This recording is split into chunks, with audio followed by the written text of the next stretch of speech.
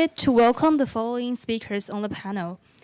Stephen Folland, who is the Managing Director and Head of Banking Americas of China International Capital Corporation, and Christine Low, Chief Development Strategist of Institute for the Environment, HKUST, and former Undersecretary for the Environment of Hong Kong SAR Government, John Simonson, Principal with the Financial Services Regulatory Practice at PwC, and Jenny Zhang, President of Good Hope USA Consulting Services. This panel will be moderated by Philip Hurst, Senior Vice President and Director of Wealth Management and Premier Banking at Cathay Bank.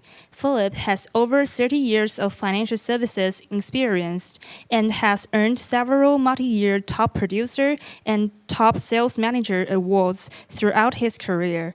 He also ensures compliance with all legal and regulatory rules. Please join me to welcome our moderator and the panelists. Thank you. Thank you. It's an honor to be back. I was here last year as a panelist, and they invited me back as a moderator. So I don't know if that's a promotion or a demotion. But last year had a very serious tone at the meeting. And I went to my wife and I said, they invited me back. I'm very honored. But I think I want to be funny and charming and witty and smart. And my wife said, no, honey, just be yourself.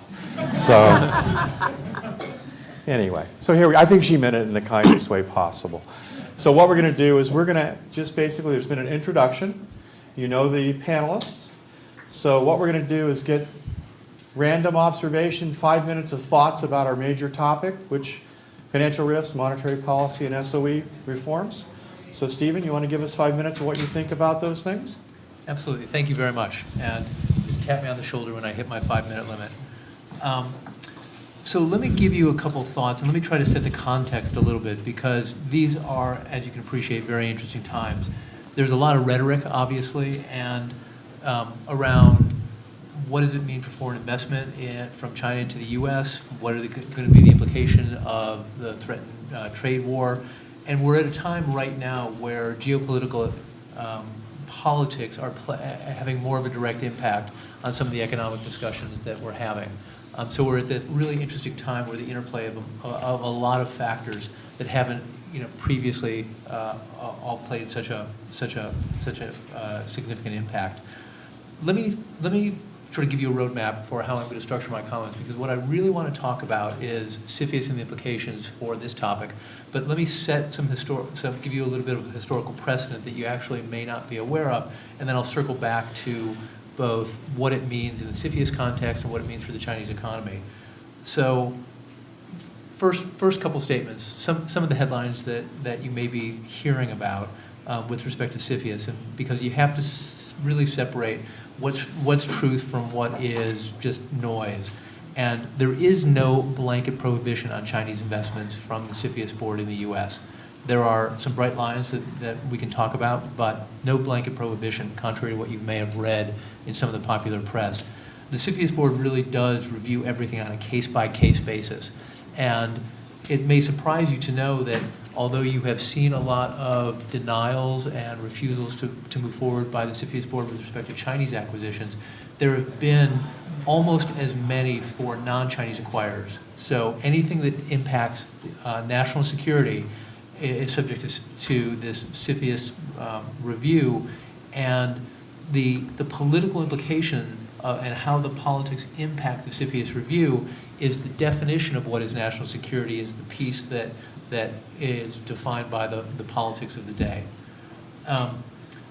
Let's take a sort of walk back, because some of the earlier panels talked a little bit about the amount of foreign direct investment by Chinese enterprises and some of the early predictions, I think by one of the early economists, one of the professors at UCLA, about if everything went right, it could be $3 billion a year. And the overall investment, obviously, of the trade value is hundreds of billions of dollars, excuse me. But in fact, of the direct foreign investment, pre-05, there was virtually nothing. So it was just very small amounts. From '05 was really the turning point, and that was with Lenovo's acquisition of the IBM personal computer business for $1.75 billion, and that was a very significant transaction, so '05. And then it ran about $1 billion a year for the next 4 or 5 years. And then in 2010, there was a significant spike, and that's when Smithfield, the pork producer, was bought, and that was $14 billion acquisition. And then in 16, you saw a spike of up to $46 billion. I'm very proud to say that CICC actually was involved in almost 2/3 of those transactions into the US. Then in 2017, we hit the wall. So year over year, acquisitions in the US by Chinese acquirers was down 35%, down to $29 billion. So at that point, when all the popular press was saying that foreign direct investment by the Chinese corporates was declining, it was down at $29 billion, so down year over year, but still a second highest number. And what one of the important takeaways really is that you were still seeing multi-billion-dollar transactions. The interesting fact, when you look at those numbers though, the actual down was 75% if you look at newly announced transactions. So most of the transactions that were actually completed in 17 that contributed to that number had been announced in 16. So the true absolute volume of new transactions of actions taken by Chinese corporates was down very significantly. And then in 17, that's when you had the monetary controls. So you had a tightening economy, you had monetary controls announced by the Chinese government, and so you saw really a precipitous drop. And so looking forward, what does that really mean? Because we're now at 18, and the monetary controls by the Chinese government are off. They, unlike a lot of prior periods where you had Chinese corporates didn't have sort of direct sort of knowledge on what would be approved and not, the Chinese government has now announced what will not be approved. So there's a clear roadmap. Chinese corporates have been told no vanity purchases, which means no English soccer leagues, no movie theater chains, no entertainment assets, no real estate. So there are defined sectors and the assets, and for businesses, if it's a technology which enhances the home market or the business, that's an encouraged sector. And then there's the whole Belt Road Initiative, which is going to drive foreign investment every place other than the U.S. and Western Europe. So I think we are now going into a period where you're going to see outward bound investment by Chinese corporates and the SOE sector, unlike any time we've seen in the past. The other thing that's happening at the same time, so that's the historical sort of, I think the historical pattern that we've seen. The other thing that you're seeing is a major SOE restructuring. And President Xi has announced it. It's been a policy that's been accelerating. And the most interesting thing about some of the SOE restructurings has been the participation of both domestic and foreign enterprises in that SOE restructuring. There is an understanding and a realization that the SOEs can't restructure themselves. They can't make their businesses better. So if you look at the recently announced mixed share ownership restructuring by China Unicom, if you look at what happened to China Eastern where they sold off the logistics business, you've had domestic participation in these enterprises and you've had foreign participation. And so that, I think, is going to contribute to what you're going to see in terms of the pace of development. So the macro is there is going to be SOE restructuring and there is outbound investment from Chinese enterprises looking at businesses. And we are seeing that in our business. We're seeing our Chinese clients looking at assets not only in the U.S. but across Europe, and they have access to financing, so they're looking for the right assets.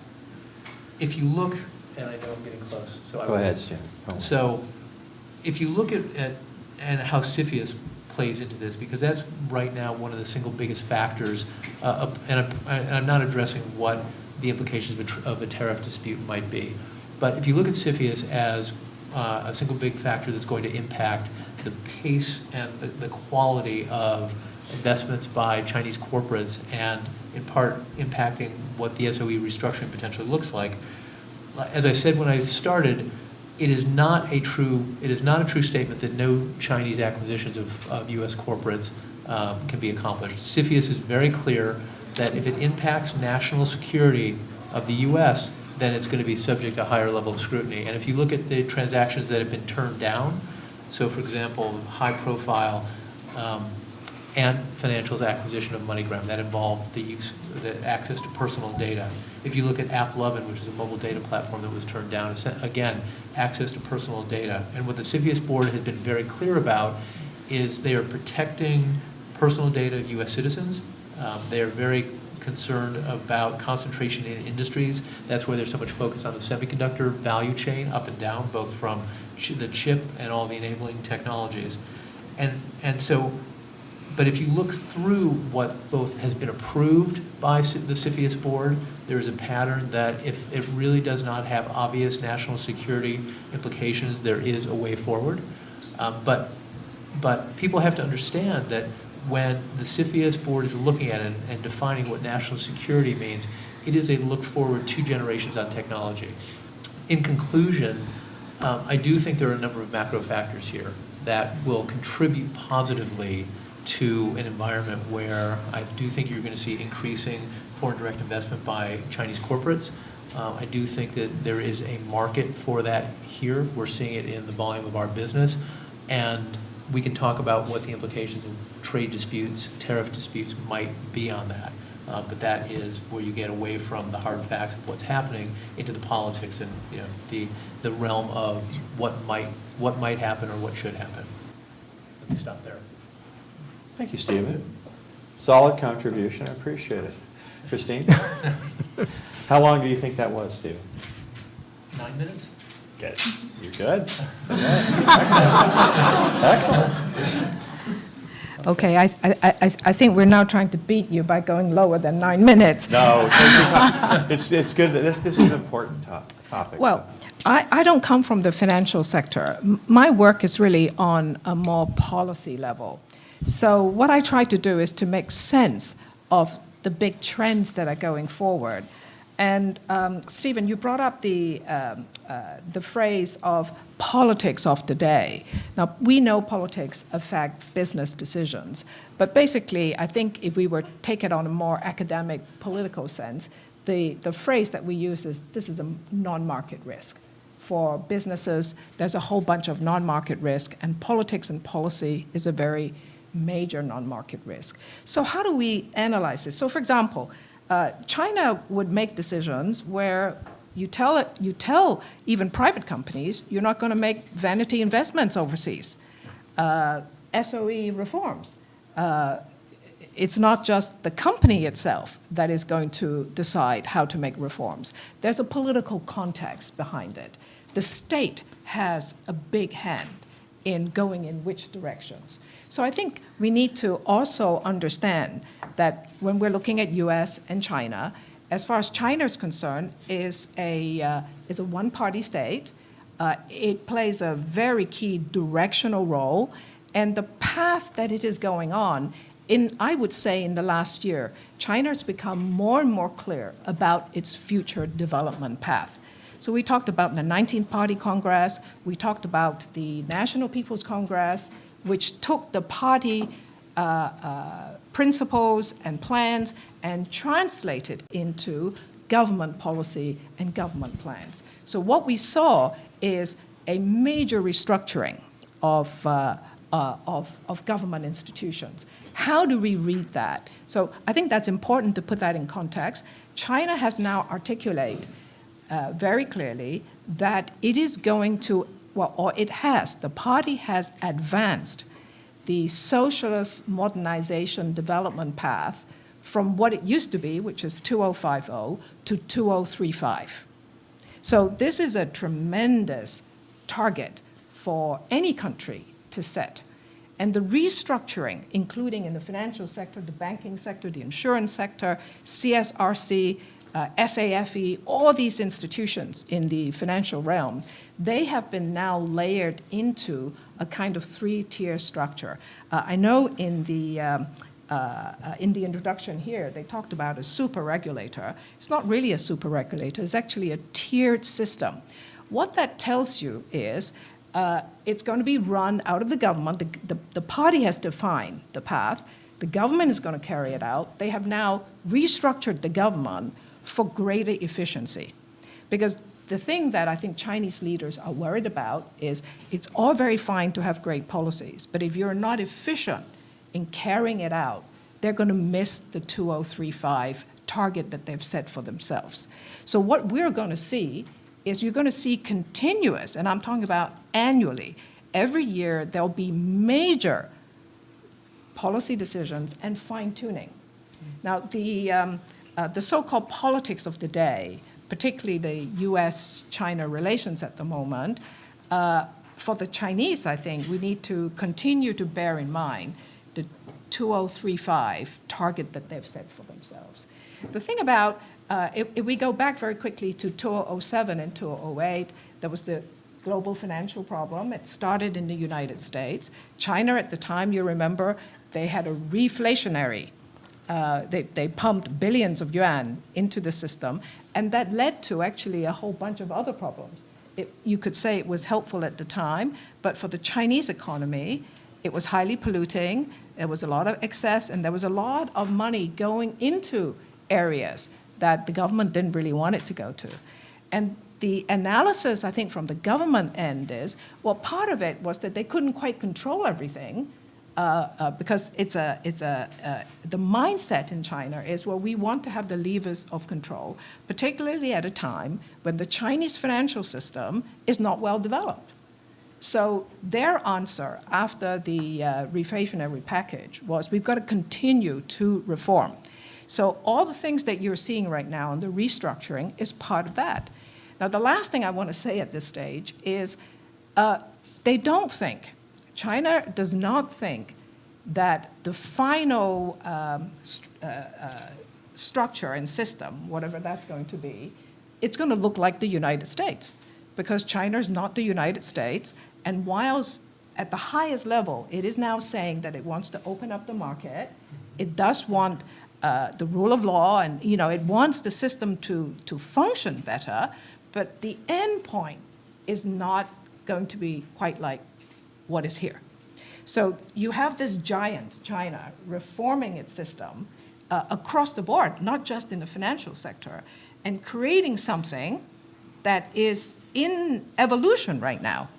The rules that will come, how they're going to open up their market, how they will invest overseas, how they will work, or how they will enable and allow foreign investors to invest in China.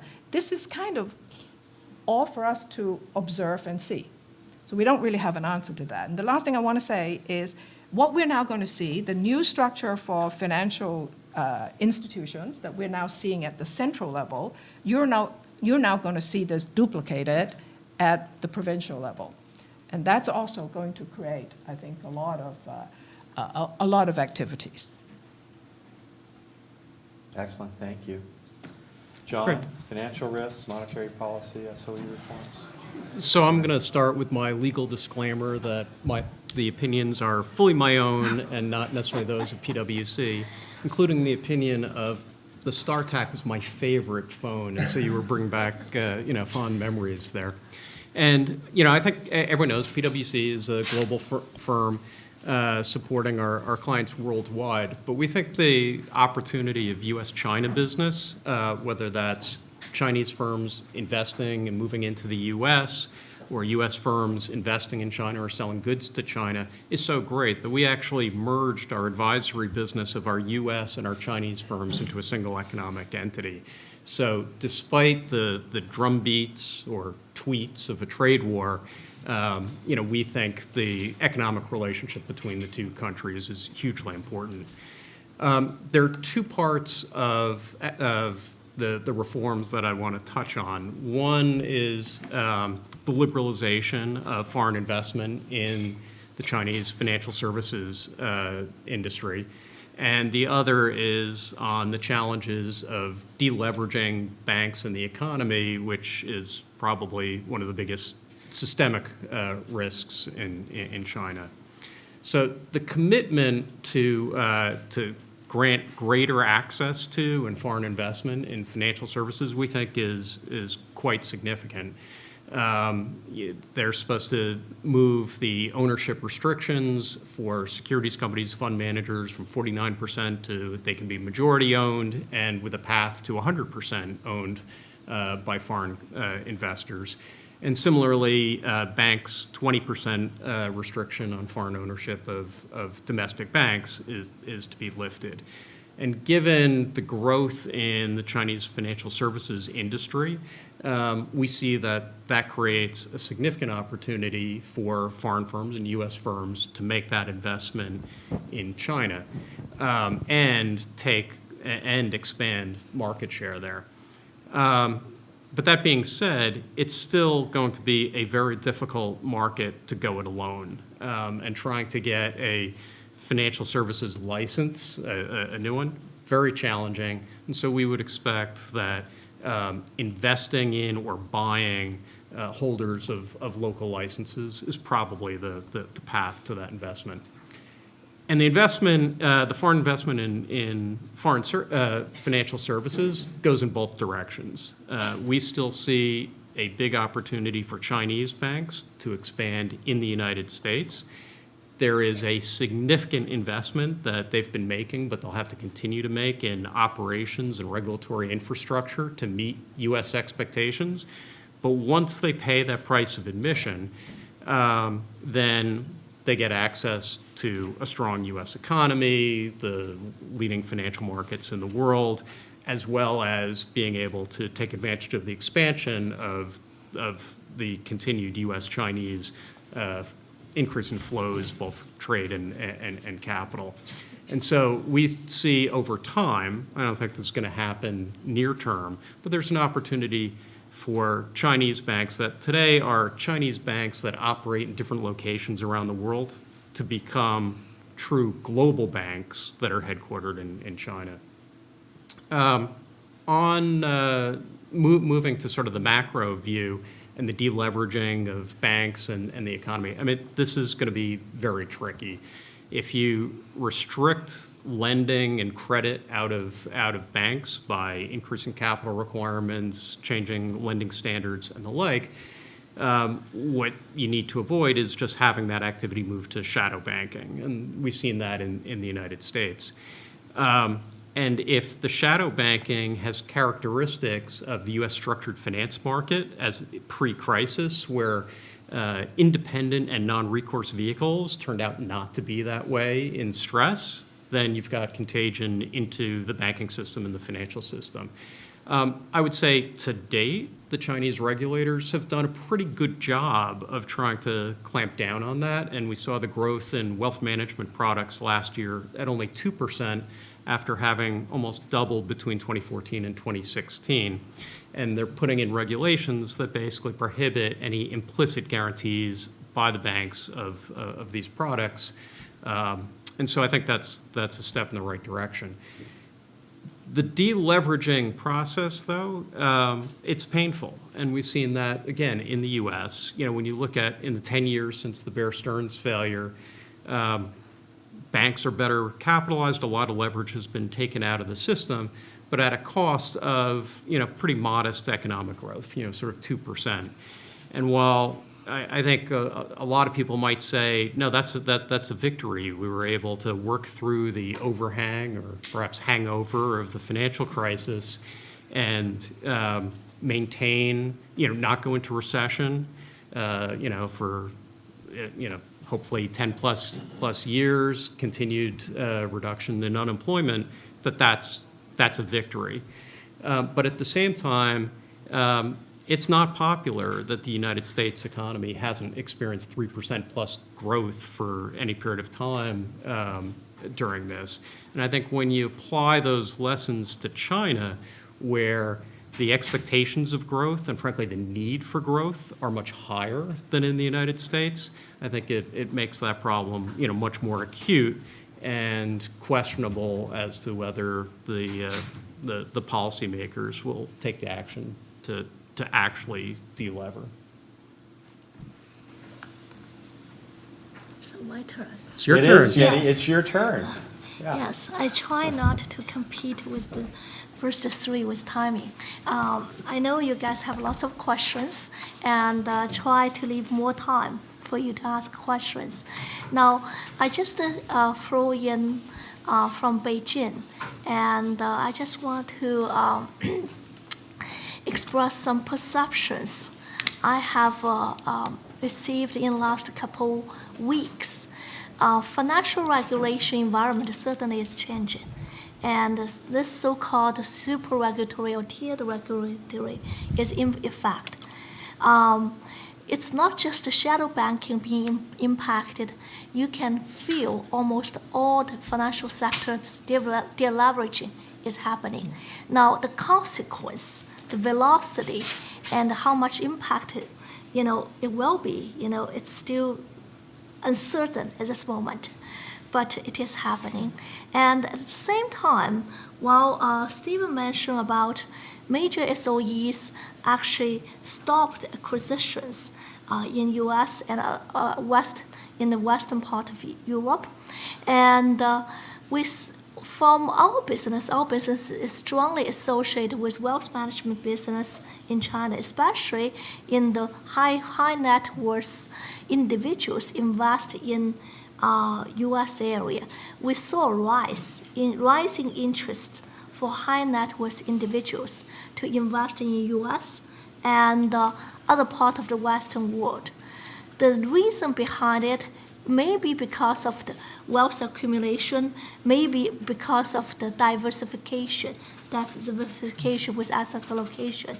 So now this may not compensate the loss from the major institution sector, but the investment selections will be pure based on more efficiency, more high IOE, and better return, looking more emphasized on the bottom line. So the quality, the investment quality, I would say, should be improved. Now, in China, another issues also going on. Basically, is we see forces behind it actually pushing for change from old economy, basically old manufacturer dominated old economy into a technology or consumer-driven new economy. And it's led by investment by private equity and the development with Chinese technology. Now, how this trend will lead into a new economy of China, at this moment, still can't say. We still can't say much at this moment. But overall, it tends to be making the economic structure much more healthy for China in the long run. Thank you, Jenny. Thank you. Well, I didn't know my job was going to be so easy. It's got some real subject matter experts. So now what we're going to do is there's been questions organized and submitted by students. I'm going to go around and ask and sequence questions that the students have asked. And then if we have some time at the end, which it looks like we will, we'll open it up for questions to people that are in the room. So the first question for you, Stephen. China welcomes all types of enterprises, including foreign ones, to participate in mixed ownership return of state-owned enterprises. Do you think that mixed ownership could be the best opportunity for companies looking to expand their market share in China? Do I think it's going to be the best opportunity, or do I think it's going to be a good opportunity? That's a good opportunity. So I do think it's going to be a good opportunity. But I think what it's going to be incumbent upon for the non-Chinese enterprise that's going to be investing in a mixed ownership scheme is they have to clearly define what can be achieved, because it is not going to be the ability to invest in whatever the particular enterprise is and come away with either control in that particular business or the ability to actually run that business the way that they might otherwise if they were investing purely in a private sector entity. But I do think the reason to do it is it's going to give the foreign enterprise the ability and give that enterprise access to a market opportunity that just would not be available without that kind of investment. So I do think it is going to be a good investment opportunity for a foreign enterprise. So the returns won't be great in the beginning, but at least you're in the game. We can grow from there. Is that kind of what you're saying? Well, I think the returns could be good in the beginning, but Yeah. what you have to do is make sure that you understand sort of the real parameters and what the likely returns are going to be and what the constraints are likely to be within that organization. Okay. But I do think long-term, the returns can really be exceptional. Okay. All right, Christine.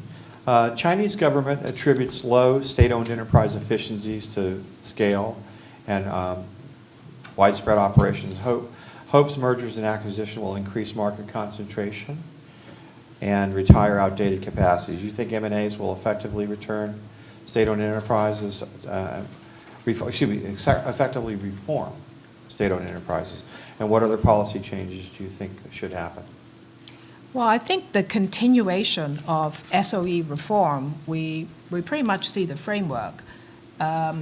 First of all, is you are seeing SOE being listed. There's a long-term policy for all SOEs to be listed. I think that's important. Now, if you're going to list companies, well, they've got to be more efficient. They've got to be more capable. They've got to be able to be more profitable. They've got to manage their debts and so on better. So the reforms, when you're looking at SOE reforms, financial reforms, you can look at this entire package and say, well, that's how the policymakers will drive them. And obviously, M&A is one of them, and it's most obvious starting off with the national, the central level SOE through the energy sector. And it makes sense, I think, for them to do that. The other thing about what's the next phase is after the central SOEs are going to be made more efficient and so on, is that they're going to go down the line into the provincial SOEs. So you're going to see SOEs reform, structural reform, going through many, many years of getting all that done. So it's not just M&A. Mm-hmm. It's a whole package of things. And eventually, they want these companies to be profitable so that, because they're listed, that people will want to invest in them. And it's not just going to be domestic investors. They want to see that international investors would want to invest in these companies. So if we see that some of these companies, maybe for the international community, maybe say, you're not so attractive at the moment, I think the Chinese policymakers, they know that. They're looking at something that goes forward to see how that could be done. And again, because it is a socialist country managed by a strong government, their policies are going to be relatively consistent from year to year. Okay, thank you. John, with your experience in resolution planning, regulatory remediation, and risk management, you're going to get a risk question, John. Okay. You know that, right? From the Export-Import Bank of the United States, the FDIC, and now with PwC, what do you think about China's performance in regulation of the financial industries, and what do you think the regulatory framework is going to look like, 3 to 5 years down the road? Well, it's certainly not the same as in the United States, where the Chinese banks here have had, it's no state secret, major challenges facing and challenges paying fines and the like to meet U.S. expectations. And that's because the U.S. Has taken the lead in all the post-crisis reforms in terms of regulation. They gold plate anything that comes out of Basel or the FSB. And when you add to that things like anti-money laundering and sanctions, which is not going to go away, there's a lot that they've had to deal with. And they haven't been unlike foreign banks that are UK-based, Europe, or Japan, they weren't able to leverage their home office's infrastructure in dealing with that. I think over the last several years, the Chinese regulators, PBOC, CBRC, have played catch-up and have been implementing the international standards And so I think it's more robust than it was a few years ago. And I think with the PBOC's focus on macroprudential risk and I think better sort of coordinating the overall regulatory structure, I think that that will help as well. I think one of the things will be interesting to see is in the U.S. regulators have a whole toolkit that they use, and they're not shy to use with banks, whether it's, formal findings, MRAs, MRIAs, enforcement actions, and fines, including today's $1 billion fine for Wells Fargo, where I think in the past the Chinese regulators have used more moral suasion, and so I think it'll be interesting to see if they do expand the tools that they have to enforce the new regulatory regime. Okay. Thank you, John. Jenny, H.R. 1 law passed on December 22nd, 2017, provides a tax reduction of approximately $1.5 trillion over a 10-year budget window on individuals, businesses, and multinational enterprises. How will this affect both Chinese and American investors going forward, positively or negatively? Yeah, actually, it's a great news for U.S. corporations and especially for the multinationals. And we already see the effects. The money actually is flowing back to U.S. And I also see a side effect. Because the U.S. corporate rates has already dropped to 21%, it also, I would say amazingly, it's helped by the U.S. and China trade tension. A lot of Chinese entrepreneurs actually are thinking about open factories or acquire, companies in the U.S. So, and to avoid the trade tensions while still expanding the business. So I will say it could be, in the short term, it's a win-win situation for U.S., and in the long run actually benefits both countries. Thank you. All right, back to you, Stephen. Let's see which one I want to ask you. I kind of vacillated back and forth. The new central bank governor said China will steadily reform and further open its financial sector while putting equal emphasis on preventing risk through regulation and supervision. How do you see the reform moving forward, and how will this impact banking and investment banking? So with the deregulation of the financial sector in China, I think what you're going to see is more robust competition. It's been very clear that the global banks have had to compete on a limited basis. Whether they had restricted access to certain businesses or they had to do it on a joint venture basis. And I think the expectation of everybody in the industry, both commercial banking and investment banking, is that with the sector opening, what that really is going to mean is that foreign banks will ultimately get full licenses. And it's going to be phased in over a period of time, but essentially, I think it's going to be beneficial for the system because you're going to have more competition in the domestic markets. The global banks will be able to compete in that market, and I think ultimately it's going to work for the betterment of the system because the offering to corporations and consumers is going to sort of rise to what I would characterize as global standards. So long term, I think it's very beneficial. Okay. Should we wrap up here, and then we've got about 10 minutes left, and have some questions from the audience? What do you think? What would you like to do? Okay. Okay. All right. I was going to give someone a chance to ask, one of our students to ask Christine a question and gain favor. Anyway, okay. Christine, thus far, SOEs have failed to make standard rates of return on capital. There's concern that this is partially influenced by government interference. While total operating profits of the top 60 SOEs has risen 17% according to Bloomberg, returns on capital are still in the 5% range. What should China do?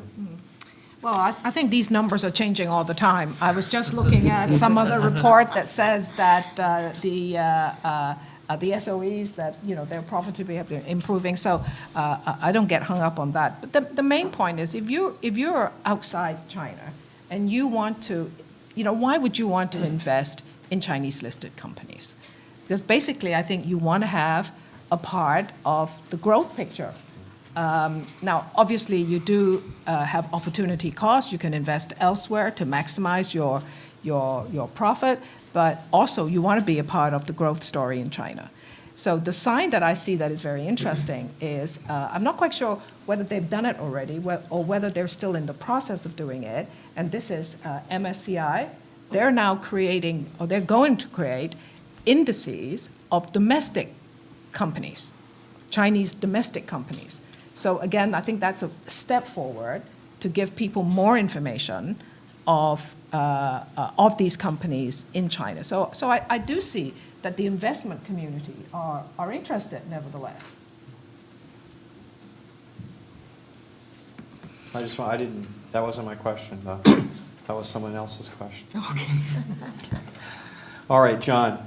President Xi expressed his interest in establishing a multilateral development financing center to enhance cooperation between China's bilateral financing mechanisms and MDBs at the Belt and Road Forum, May 14, 2017. What are your thoughts on the future prospect for MDBs, multilateral development banks? Well, I think MDBs can be, very effective, and I think play an important role. It allows for collaboration across countries, pooling of resources, expertise, priorities, and the like. I think there are differences in priorities between the U.S. and China with the MDBs. China, I think, being most focused on rapid infrastructure development, where the U.S. also supports that development, but also has other considerations that that at least historically advocated for, whether it's sustainable investment, climate change, clean energy, social justice, workers' rights, free trade as part of the multilateral investment. But I think it's better to have those discussions in a joint group rather than, battling out on a bilateral basis. I think what'll be interesting to see is whether the U.S. maintains its sort of lead position and its bully pulpit in these entities, which I think is very important, because if it's going to be just financial, what you bring financially, the U.S. is going to be diminished. And I just have a personal story there. I was CFO of the Exim Bank, which isn't a development bank, but it supports U.S. exports into developing countries. So, oftentimes actually co-invest with the multi-development banks. And I was in Ghana because we had a project that wasn't going that well. And I was meeting with the vice president of Ghana. And, he assured me everything would be fine. But we also he talked about how he would love to buy American fire trucks.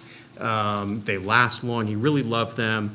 But, the cheaper Asian fire trucks, he gets financing. And so I said, well, maybe we can have like a line of credit. $200 million was the number I threw out each year that then you'd be easily able to access for U.S. goods. And he said that was great. We shook hands, and I went back to the hotel thinking, great day. I turned on the TV, and while I was talking to the vice president of Ghana, talking about $200 million, the Chinese Development Bank was meeting with the president of Ghana and offered $5 billion. So, the U.S. is never going to be able to compete on that basis. So I think it's better, though, to try to work collaboratively.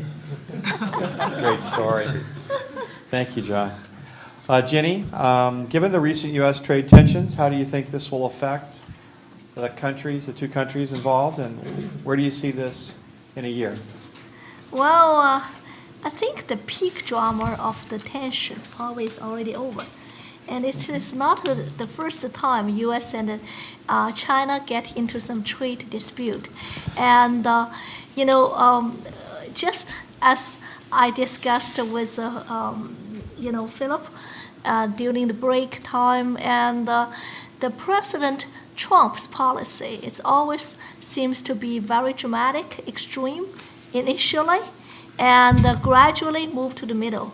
And China is also in the whole process and is acting as quite defensive at this moment. So it's also not China's best interest to get into tension with U.S. in the trade shows. So eventually, both sides, I would say, are quite practical in terms of business, in terms of trades. Eventually, when the drama is getting, I would say, after the peak and gradually behind the media scene, and it will be quickly out of discussion probably 1 year from now. All right, I'm sure there's a number of people that like to ask questions. So we're recording right now, and so wait until the microphone gets around to you to ask a question so that it can be picked up by the recording down here in front.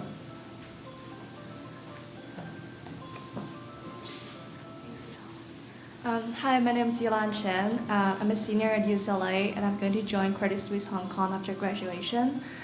So I guess as Stephen just mentioned, that there's going to be more competition between foreign banks and like local Chinese bank with the deregulation and also the open up of China. So I kind of wonder what the panel thinks. Firstly, what's the role of Hong Kong going to be in the near future? And then secondly, what do those foreign banks, what are some necessary actions they should take for foreign banks to succeed or survive in this competition? Thank you. I think the role of Hong Kong is all you. You want to do banks and I'll do Hong Kong? You can start then, yes. I think the role of Hong Kong is very unique. I mean, historically, I think it's well known. Even if you're a very big country, you're embarking on the path of modernization, somehow having a little machine that is different but is able to help you to go to the next phase. And we know what the next phase was. It was both financial and it was to support export manufacturing. And that has proven to be very successful. And Hong Kong itself, in terms of its financial services, has grown many, many, many times. Now, I think going forward, Hong Kong certainly needs to think very carefully about its role going forward. Because China today is not the China of 30 years ago. It itself is much more sophisticated. And the thing about Hong Kong is, it's a city. It's a small or medium-sized city, but China is a country. China has, all the institutions and capability, and today it has the financial muscles, right? It is developing technology. It has right, going abroad, studying, working overseas, that one day may go home to build this, this financial institution and system we talked about into something that is internationally competitive with strong regulation, everything that will give it some kind of totality. And this will come in the next 10, 20 years. So in terms of Hong Kong today is still sort of the international financial center for China, but bits of it are already being bitten off by other people. So I think competition in today's world is very fierce, and nobody should think that it has that position forever.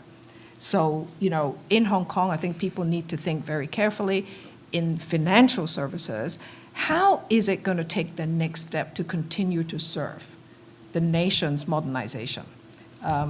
There are certain things that Hong Kong has traditionally no expertise in. So, for example, in commodities market, right? So, China has now developed commodities market. We have another set of commodities, emissions market, right? Environmental markets are coming. What are these going to be going forward? Again, we have other things that are part of the financial system. What role can Hong Kong play? China has already declared that by 2020, listed companies and bond issuers in China will have to do ESG reporting. Now, why is China mandating this? Because it wants Chinese companies to be more competitive, and at the same time, it has decided that the environment, cleaning up, is a competitive advantage, is a necessity domestically, because if China doesn't clean up, it can never rejuvenate. How can you be a rejuvenate, beautiful country if your environment is horrible?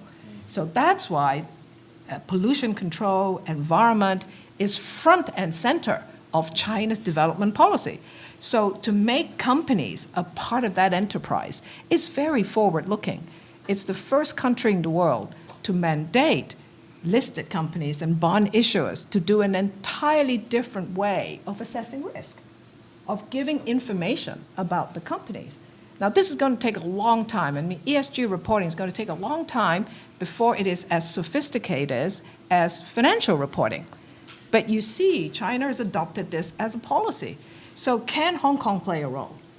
Many companies and many Chinese companies are listed in Hong Kong. So when China mandates something new, can Hong Kong get on that ladder and be like maybe 2 centimeters ahead? Right? It's no longer 3 or 4 steps ahead. It's not possible in the world today. So, and how can we in Hong Kong, people working in Hong Kong, how can we make that happen? Because it's good for Hong Kong and it's good for China. So the question of what are the global banks going to have to do to succeed in China? It's actually a very sort of simple formula. What the global banks are going to have to do is take the suite of products and services and the quality of the professionals who deliver them and really figure out how to take that and deliver it in a very local fashion. Because if you look at the success of the domestic Chinese banks, both commercial banks and investment banking, there is a range of products and services that has been delivered to the Chinese corporates and individuals. And what the Chinese banks have done is they've gone outside and they knew how to deliver those products and services, but they didn't have the suite of the global products, and they have brought those products back to the domestic Chinese market. For you're seeing the development of derivatives markets and credit markets and other things that in the domestic market. And so the Chinese banks have started to figure out how to deliver those services to the Chinese consumer. And now the global banks have to figure out how to take their products and services, which they have already, and deliver that in a local fashion without sacrificing the quality. And that's a question of services and back office systems which reflect the regulatory environment that they're going to be subject to, and delivering without sacrificing any of the quality a product that the Chinese consumer, and that being corporates and individuals, want to basically want to buy. We're gonna wrap up now, guys. Thank you so much. Now I know why I'm a moderator, not a panelist. That was an excellent discussion. I appreciate all of the panelists. Let's give them a round of applause, please.